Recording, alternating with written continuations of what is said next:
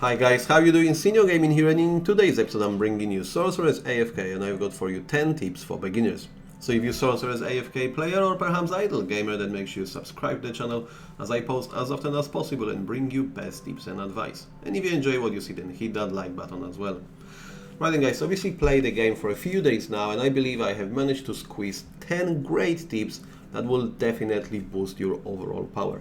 As you see, currently I managed to squeeze rank just well over 300, so I do not believe I'm doing that bad. So therefore I'm gonna share all my findings with you, and I'm not gonna waste any more time, and we're gonna kick off with number one. So number one is gonna be investing in weapon and magic. So basically you wanna head over to a store itself, and this is pretty common in the games where you got a draw itself.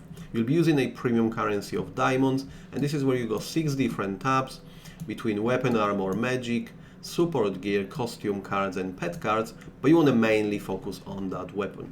I believe you also should focus a little bit on magic, and over there you are Sorceress, so you want to wield some good magic. But the weapon will be obviously a great percentage of boosting your overall attack, and this should be your priority. Alright, from here we're gonna move straight over to a number 2 tip, and this is to set your element builds. So what I mean by that, if you head over to a magic itself, this is where you're gonna have obviously selection of multiple different skills that you'll be using. As you see, we've got normal magic, we got some dual magic as well. But the first thing which pretty much stands out, there is 5 different elements. So we got fire, we got water, forest, light and dark. That also indicates from a dungeon itself and the bosses. As you see, we've got these element bosses, and it's often recommended obviously to go with completely opposite element to be more effective. At the same time, you got 5 different tabs here, and as you see, I have pretty much paired them up with vary of these elements. Meaning that whatever you do in a game, and if you need completely opposite element, you will just flick into one of these tabs and you can go ahead. Currently, as you see, there is a mixture of water and few other skills when it comes to my farming setup, but normally I would then flick that into a 6 top skills from my water arsenal. Right, now we're moving into tip number 3, and that's gonna be do not promote weapon and armor instantly. So exactly what I mean by that, if we now head over to gear, first 2 tabs are weapon and armor. Pretty much promote all button goes across every single aspect of this very gear selection. But what I exactly mean by that, you can actually go and promote all of the weapons instantly. Obviously they will progress from a lower tier into higher tier. But now if we flick into cards itself, if you see any costume that you can upgrade, even if you select the first one, you require apart costumes itself, weapon when it comes to this particular one, or you need some armor when it comes to pets. So therefore, if you just hit that promote all button, it will pretty much promote all the armors and weapon into higher tier, and therefore you lose in these lower tiers which you might need to upgrade these very pets or costumes. And the reason you don't want to do it, that's what it leads to number 4 point, which is you need to level up all your gear or your magic and or your card. Because as what you currently see on that very screen, even though I might be using or not using this very pet, if I will continue upgrading and awakening, as you see, you got plenty of own awakening effect, meaning I don't really need to equip this very pet to get more bonuses. And as you see, this is a further gold obtained 0.2%, and everything within this game, it pretty much works like this.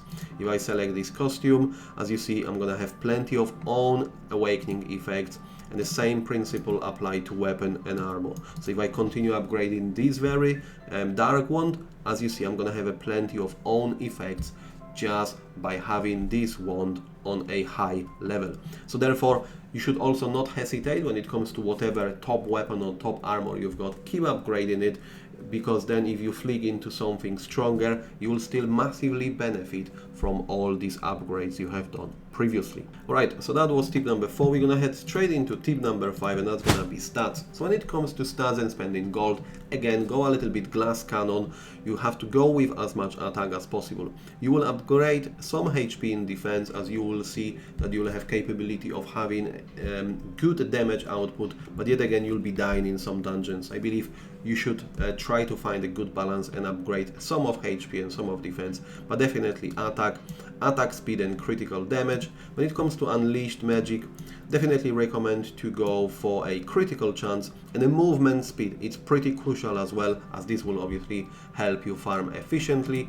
And same with the rune, it's gonna be a bit of attack, and if you can go with critical chance and then everything else you desire. But that's gonna be obviously a starting point. Later on, you're gonna have much more of every of these resources to obviously upgrade it further. Okay, and now that leads into a tip number 6, and that's definitely something that helped me increasing my combat power massively. So if we head over to a card and a monster card, as you see there, every single monster card can be upgraded all the way to 6 stars, meaning pretty much you have to farm in that very particular area to get as many of these shards as possible to upgrade it.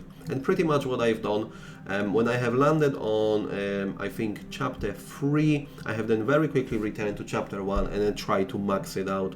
And obviously there are massive bonuses when it comes to attack, etc. Therefore, if you max it out rather than just completely rush and try to squeeze as high chapter as possible, might not be as efficient as pretty much coming back to these low tier stages and farming and maxing this out. So at the moment I'm pretty much very consistent. I'm just now moving from stage to stage. I will max this one out and only then move to a further element of this game. Right, now we're going into a tip number 7, and that's gonna be pretty much dungeon. So what you want to do with dungeons itself, I'm talking here like trial tower or boss dungeon, you want to pretty much make sure you come and complete these dungeons. Either you'll try a new one or you can just exterminate and just scoop the rewards, because you will get free tickets every single day, meaning after 2 days you'll be maxed out and you're no longer gonna get these freebies. So at least every second day you wanna come in and use tickets from your dungeons. From here we're moving into point number 8, and that is gonna be pretty much by select menu and a quest itself. So you wanna come and complete your daily quests every single day, as the name suggests, but bear in mind when it comes to repeat quests or achievements, you are able to claim them at any given point.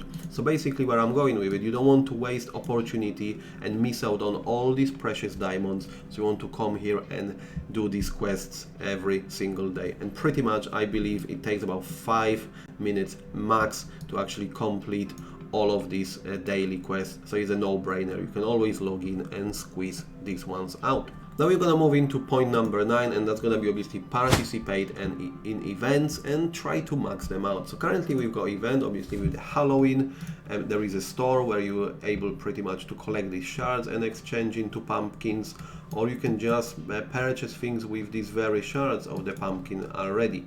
So far I have managed to actually claim a top prize, and that was pretty much one of the magic, and I was able to summon Succubus, and this is definitely a great addition now when it comes to this dark selection of my skills, which I have mentioned about doing these element builds. So I'm very happy with that, and obviously I'll continue squeezing as many good rewards as possible from this ongoing event.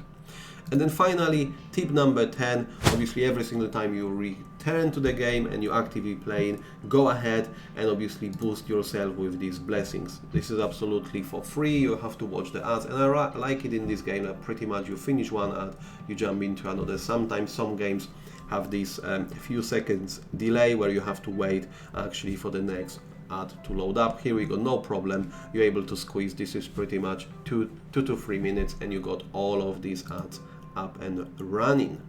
Alright then, so that will be it guys. I hope you're gonna find these tips useful. Make sure you apply all of them for your overall growth power, and I believe you're gonna enjoy gameplay once you have done so.